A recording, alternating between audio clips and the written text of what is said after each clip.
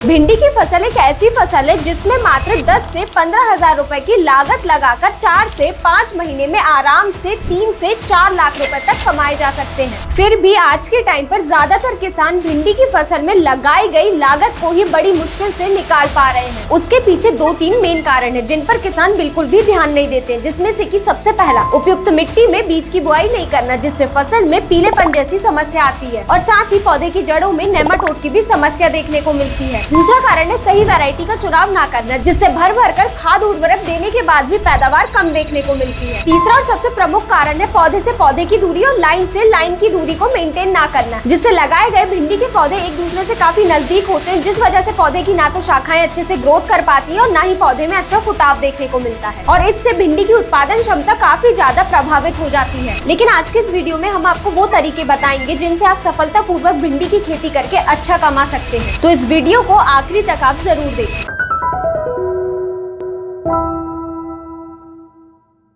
नमस्कार किसान भाइयों, स्वागत है आपका कात्यायनी ऑर्गेनिक्स के YouTube चैनल में। तो चलिए बिना देरी करे इस वीडियो को शुरू करते हैं। तो सबसे पहले बात करते हैं खेत का चुनाव या फिर खेत की तैयारी की। तो हम में से ज्यादातर किसान क्या करते हैं कि जो भी खेत होते हैं उनकी सामान्यतः तैयारी करके भिंडी की बुआई कर देते हैं। लेकिन यहाँ पर आपको ये ध्यान देने की आवश्यकता है कि अगर आपने पहले ही इन खेतों में भिंडी की बुआई की थी, यानी कि बरसात के महीने में अगर आपने भिंडी की बुआई इन खेतों में की थी, तो आपको जनवरी फरवरी के महीने में इन खेतों में भिंडी की बुआई नहीं करनी है। और वहीं दूसरी तरफ अगर आप जिन खेत में जनवरी फरवरी के महीने में भिंडी की बुआई करने जा रहे हैं, उन खेतों में आपको बरसात के महीने में भिंडी की बुआई नहीं करनी है। अगर आप ऐसा करते हैं तो उन खेतों में पीलापन की समस्या और नेमाटोड की समस्या ज्यादातर देखी जाती है और कहीं ना कहीं इन खेतों की उत्पादन क्षमता भी प्रभावित होती है। तो आपको ऐसे खेत का चुनाव करना है जिसमें पहले भिंडी की फसल ना लगी हो। वहीं दूसरी चीज आपको ये ध्यान रखना है कि भिंडी की बुआई उस खेत में ही करना है जिसका पीएच मान 6 से 7 के बीच में हो। ज्यादातर किसान यही गलती करते हैं कि कोई भी खेत में भिंडी की बुआई कर देते हैं बिना पीएच की जांच किए और फिर आखिरी में कहते हैं कि भिंडी की फसल से कोई अच्छा उत्पादन नहीं होता है। तो अगर आप भी भिंडी की बुआई करने जा रहे हैं तो पहले खेत की मिट्टी का पीएच जांच जरूर करवा लें। वहीं अब आगे बात करें, जैसे कि आपको पता है कि भिंडी की फसल लंबे समय तक लगातार उत्पादन देने वाली फसल है, तो इसीलिए जब भी आप भिंडी की बुआई करने के लिए खेत की तैयारी करें तो आप 2 से 3 ट्रॉली प्रति एकड़ गोबर की अच्छी सड़ी हुई खाद का जरूर उपयोग करें। और हाँ, एक बात और जरूर ध्यान रखें, सड़ी हुई गोबर की खाद को आप ट्राइकोडर्मा विरिडी से जरूर उपचारित करें और फिर उसके बाद खेत की अच्छी तरह जुताई कर लें। और अगर इसके बाद आपके खेत में नमी है तो ठीक है, वरना खेत में अच्छी तरह सिंचाई कर लें और जब मिट्टी जुताई के योग हो जाए तो कल्टीवेटर या रोटावेटर की सहायता से अपने खेत की मिट्टी को भुरभुरी और समतल कर लें। और आखिरी जुताई से पहले 25 किलो प्रति एकड़ के हिसाब से यूरिया, 1 बोरी डीएपी की और 5 किलो प्रति एकड़ के हिसाब से एमओपी के साथ आप फैंटेसी जीआर को 4 से 6 किलो प्रति एकड़ के हिसाब से डालना बिल्कुल भी ना भूलें। ये शुरुआत से ही फसल में सफेद मक्खी जैसे रस चूसक कीट को आने से रोकेगा और साथ ही में दीमक, सफेद लट जैसे मृदा जनित कीट को भी कंट्रोल करेगा। और वहीं भिंडी में कम उपज का दूसरा सबसे बड़ा कारण होता है सही किस्म का चुनाव ना करना। ज्यादातर किसान क्या करते हैं कि जो पिछले साल वैरायटी लगाई थी उसी वैरायटी को लगाते जाते हैं, जिससे धीरे धीरे करके उत्पादन कम होता चला जाता है और इन खेतों में येलो मोज़ेक वायरस और लीफ कर्ल वायरस की समस्या काफी ज्यादा देखने को मिलना शुरू हो जाती है। तो अगर आप इस साल भिंडी की खेती करने जा रहे हैं तो आपको ऐसी वैरायटी का चुनाव करना है जिनमें ये येलो मोज़ेक वायरस और लीफ कर्ल वायरस आने का खतरा कम हो। ज्यादातर किसान क्या करते हैं, अपनी देसी वैरायटी लगा देते हैं, जिस वजह से फसल में ये कीट और रोग आने का खतरा और भी ज्यादा बढ़ जाता है। तो आपको कोशिश ये करनी कि आपको हाइब्रिड वैरायटी का चुनाव करना है, जिससे फसल में इन कीट और रोग का खतरा आने की संभावना काफी हद तक कम हो जाती है। वहीं तीसरी सबसे बड़ी गलती किसान भिंडी की खेती में ये करते हैं कि बीज से बीज की दूरी और लाइन से लाइन की दूरी मेंटेन नहीं करते हैं। ज्यादातर किसान क्या करते हैं कि खेत तैयारी करने के तुरंत बाद ही भिंडी की बुआई कर देते हैं और ये बुआई करते टाइम ध्यान नहीं देते, जिस वजह से एक पौधे से दूसरे पौधे की दूरी काफी कम होती है और इसी कारण पौधा अपनी बढ़वार भी सही से नहीं कर पाता है और इन पौधों में आखिरी में जाकर काफी कम फल लगते हैं। तो किसान भाइयों, अच्छी वैरायटी का चुनाव करने के बाद आपको ये बात भी ध्यान रखना है कि भिंडी में लाइन से लाइन की दूरी को आपको 6 से 7 इंच रखना है और वहीं बीज से बीज की दूरी को आपको 1.5 से 2 फीट रखना है। और वहीं अगर आप भिंडी की बुआई मेड विधि या फिर बेड विधि द्वारा कर रहे हैं तो आपको बेड की चौड़ाई कम से कम 3 फीट रखनी है और वहीं बेड की ऊंचाई रहेगी जमीन से वो आपको 5 इंच तक की रखनी है। और इस बेड विधि द्वारा भिंडी की बुआई करने का सबसे बड़ा फायदा ये होता है कि कई बार क्या होता है, भिंडी के खेत में सिंचाई करने की वजह से हार्वेस्टिंग में देरी होती है, लेकिन अगर आप भिंडी की बुआई बेड विधि द्वारा कर रहे हैं तो आपको हार्वेस्टिंग करते समय कोई भी समस्या नहीं आएगी, आप हार्वेस्टिंग समय पर कर पाएंगे। इसके बाद भिंडी की फसल में एक एक और समस्या सबसे ज्यादा देखने को मिलती है। किसान क्या करते हैं कि खेत में अच्छे से खाद और उर्वरक तो डालते हैं, लेकिन भिंडी के पौधे की अच्छी ग्रोथ होने के साथ साथ इस समय तक फसल में खरपतवार आना भी शुरू हो जाती है और ये खरपतवार भिंडी के खेत में आदि खाद उर्वरक को खा जाते हैं। तो ये खरपतवार को शुरुआत से ही भिंडी की फसल में नियंत्रित करने के लिए पेंडिमिथिलिन 30% का जरूर उपयोग करें। ये शुरुआत से ही फसल में खरपतवार को कंट्रोल करेगा और आगे इन्हें आने से रोकेगा। इसके बाद जब भिंडी की फसल 20 से 25 दिन की हो जाती है तो इस समय पर फसल में रस चूसक कीट और कई रोगों का आना शुरू हो जाता है। तो इस समय पर आप नीम ऑयल 10,000 ppm को जरूर स्प्रे करें और ये नीम ऑयल का स्प्रे आप 10 से 15 दिन के अंतराल पर जरूर करते रहें। इससे फसल में रस चूसक कीट के आने का भी खतरा कम होगा और फसल में रोग भी कम लगेंगे। और ये नीम ऑयल काफी कम खर्च में फसल को पूरी तरह सुरक्षा प्रदान करता है। तो आप ये नीम ऑयल को भिंडी की फसल में जरूर स्प्रे करें। और वहीं अगर आप जानना चाहते हैं कि भिंडी में सिंचाई कब करें, पहली खाद कौन सी डालें और कौन सी टॉनिक डालें जिससे उत्पादन भी ज्यादा निकले, तो कमेंट में अपने क्षेत्र का नाम जरूर लिखें। हम अगला वीडियो इस विषय पर जरूर बनाएंगे जिससे आप भिंडी की फसल में कम लागत खर्च पर ज्यादा उत्पादन ले सकेंगे। तो अगर इस वीडियो में दी गई जानकारी आपको पसंद आई हो तो इस वीडियो को लाइक करें और चैनल को सब्सक्राइब करना ना भूलें। धन्यवाद।